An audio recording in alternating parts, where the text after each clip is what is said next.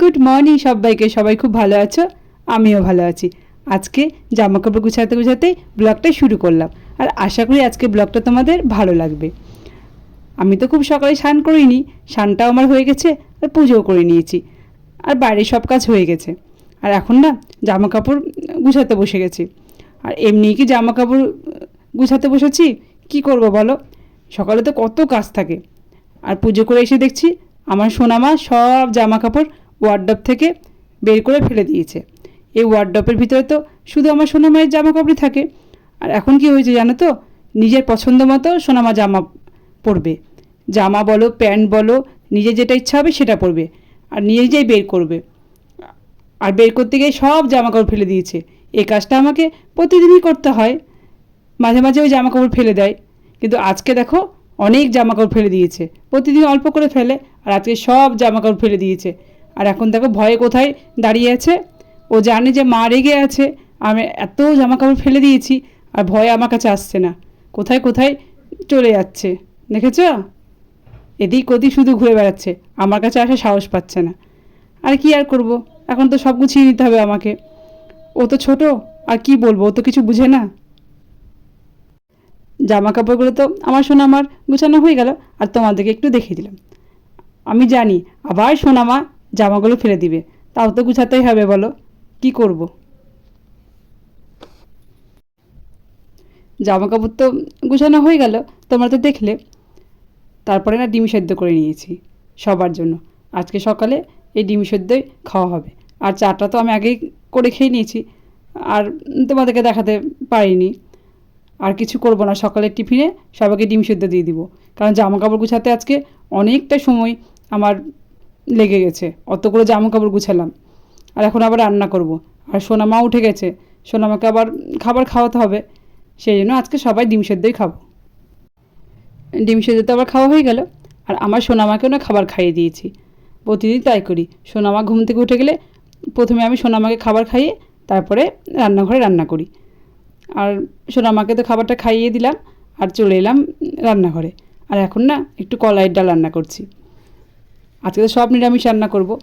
আর তেলের মধ্যে একটু শুকনো লঙ্কা, তেজপাতা আর মৌরি আর জিরে ফোড়ন দিয়ে কলাই ডালটা রান্না করলাম।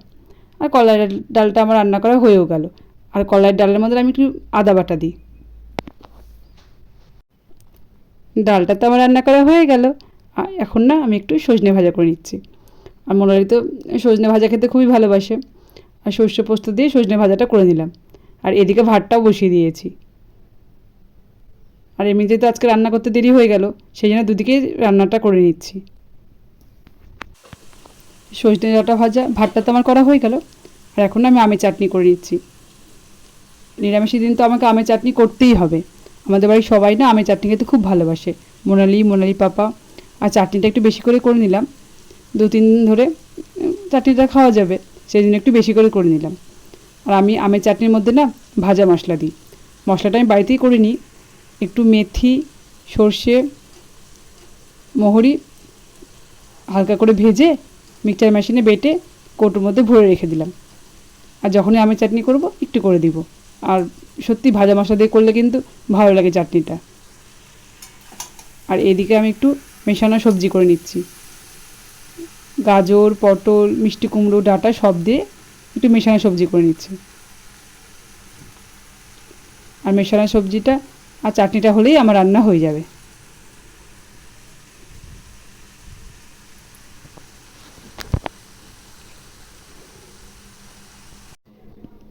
আমার তো রান্না করা হয়ে গেল। আর কী কী রান্না করলাম তোমরা তো দেখলে। কলাইয়ের ডাল, আমের চাটনি, সব দিয়ে মিশানো সবজি, আর সজনে ডাঁটা ভাজা।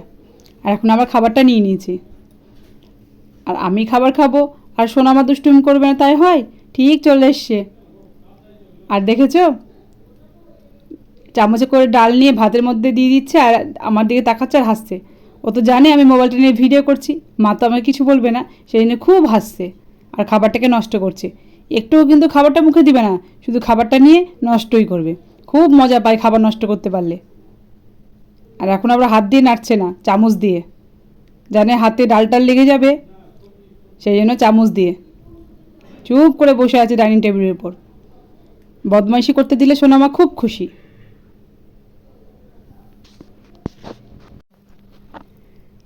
আবার সন্ধেবেলায় চলে এলাম তোমাদের সঙ্গে কথা বলতে।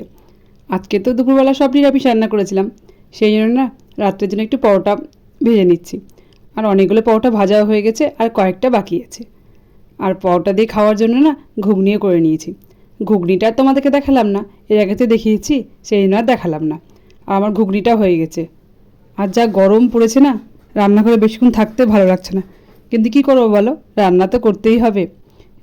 সেই জন্য তাড়াতাড়ি করে পরোটাগুলো ভেজে নিলাম। আর পরোটা আমার ভাজা হয়েও গেল। তো বন্ধুরা, আজকের ভিডিওটা এই পর্যন্ত। যদি আমার ভিডিওটা তোমাদের ভালো লেগে থাকে তাকে লাইক করে দিও, কমেন্ট করে জানিও। আর যা নতুন বন্ধু আমার পরিবারে এসো, প্লিজ আমার চ্যানেলটিকে সাবস্ক্রাইব করে দিয়ে আমার পাশে থেকো। সবাই ভালো থেকো, সুস্থ থেকো। তোমাদের সঙ্গে দেখা হবে নতুন একটা ভিডিওতে।